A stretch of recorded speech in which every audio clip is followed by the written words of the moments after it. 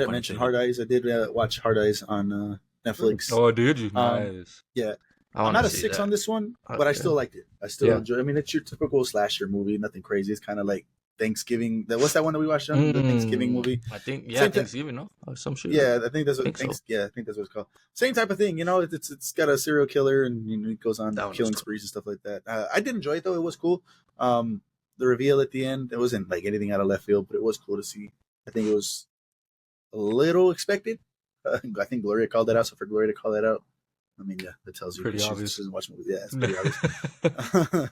So no, but like I said, I did enjoy the movie. It was pretty cool when he turns on the fucking heart eyes and his night vision. I was like, oh shit, that's kind of cool. That is pretty cool. So that's dope. But yeah, what's Jordana Brewster? I think is her name. Mia from Fast and Furious came on here. I was like, oh shit, cool. It's cool to see her in there. So, but yeah, I enjoyed the movie. Gave it a 6. I just went to go put it in Letterboxd, and let me show y'all what Letterboxd is freaking cool. See, they got it at 5 stars. I gave it 3 stars, and then you hit that like button. Oh, no. That's pretty cool. They're like droopy. That's pretty cool. So that was pretty cool. Yeah, that's it. Yeah, Hard Eyes is on Netflix. If you're a fan of like horror slasher movies, and yeah, you'll like it. It's a fun time, you know. So pretty cool. And then the second one that I watched this week was on Apple TV, Your Friends and Neighbors, starring John Hamm.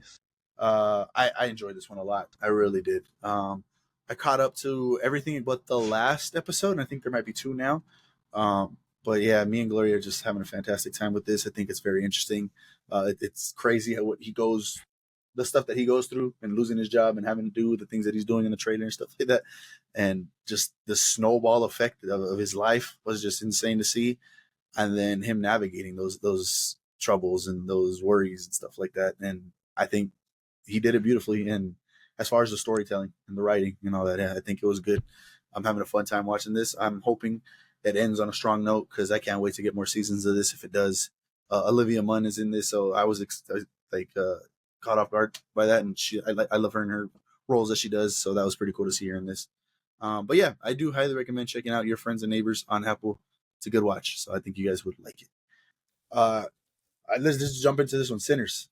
Jet, go ahead and start it off because you're the whole reason this even came up. So, I told J-Mag, saw it again. Big boy. Yeah. On that big boy. And it's a 10. I'm upgrading from a 9 to a 10. Oh yeah. I don't know how much farther he's gonna go. I'm gonna go to 11. 12 if I can.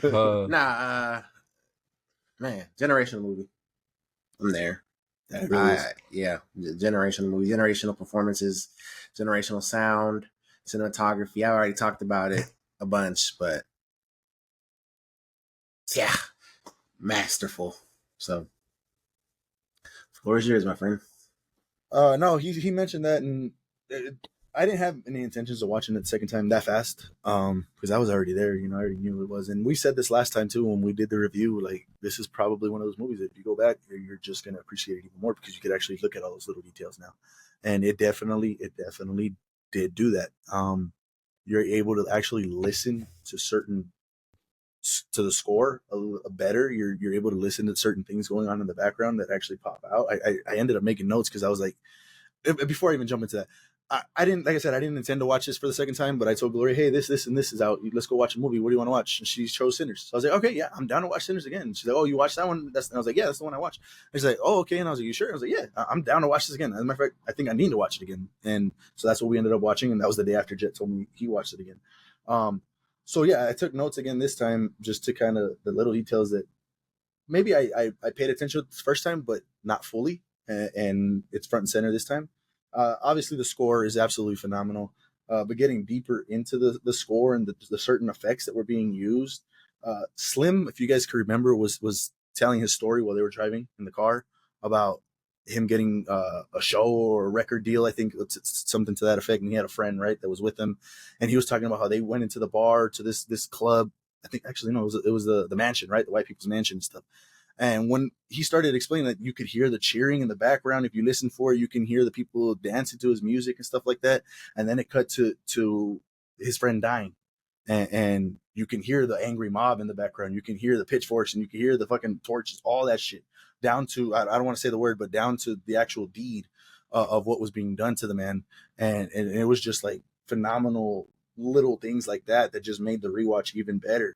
There was visuals when Annie was talking to Smoke, and he was like, where was all that stuff for our little girl? Where was all that stuff, when I was doing certain things or whatever? And she's like, no, I was always praying for you. I was always doing this for you. And as she was explaining all the stuff she was doing, the background just kind of got like zoomed in or blurred out, and music started amping up and stuff. And it was just like, wow. So it's just little things like that throughout the entire movie that just made it so much better. Then you start thinking of the lines and stuff, and there's a line in there from Mary to Stack at the train station, and she's like, go to hell. And on the surface, she's like, oh yeah, okay.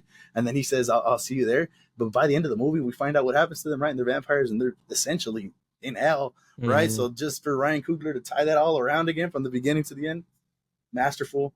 Let me see what else that does. I thought this was very interesting, and we brought up points as far as like, why didn't the vampires just rush them, kill them all? And I went back into that, rewatching it. Like, why? Why didn't they just do that? The first thing that came up was Jack's character, the main vampire, didn't want to kill everybody. He was there for what's his name? For Sammy, right? He was there for Sammy. So I'm sure he told all the other vampires, they don't kill Sammy. They were doing their thing a little bit, but at the end of the day, he was there for Sammy. He wanted Sammy to turn him. When they couldn't get that done, he ended up leaving, and the other vampires left too. So their objective was not to kill everybody. And then for Stack and Mary, they legitimately wanted to turn Annie and Smoke.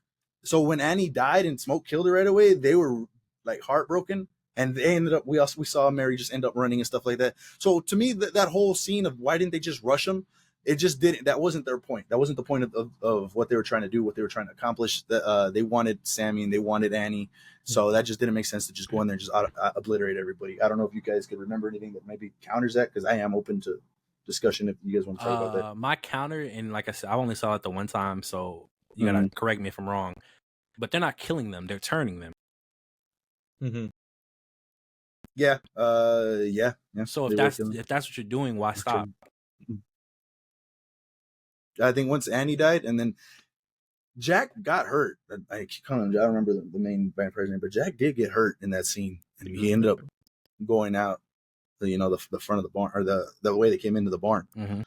So I think all of his fucking plans just went out the window, and they decided to reevaluate that whole situation.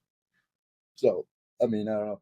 The thing with the mom though, for sure, like that still stands. Like, as far as what I think she wanted to, she still just wanted to save her daughter, and she wasn't thinking about nothing else, and just kill him. That's the only thing that makes sense there. Yeah. So I mean, that's the only thing I got on that.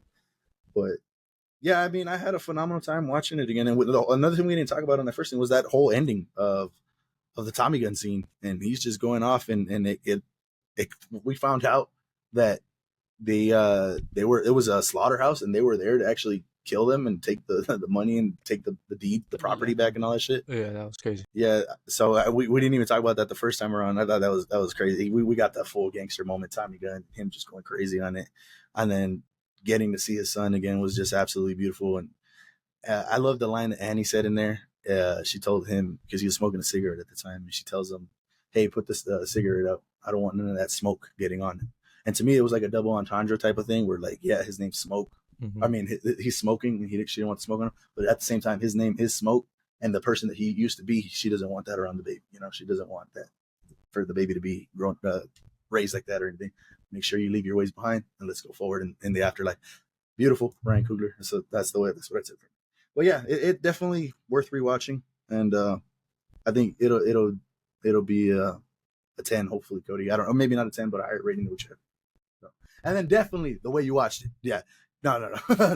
That was not good. So, definitely not good. It's probably updated by now. So there you go. 70 millimeters crazy. Yeah, that's insane. I can only imagine. That man, that was an experience, bro. That shit was nuts. Going back to that Tommy gun scene real quick. That whole time, man, I was just thinking about Red Dead. I don't know if that crossed your mind at all, but I was like, man, if they ever make a like,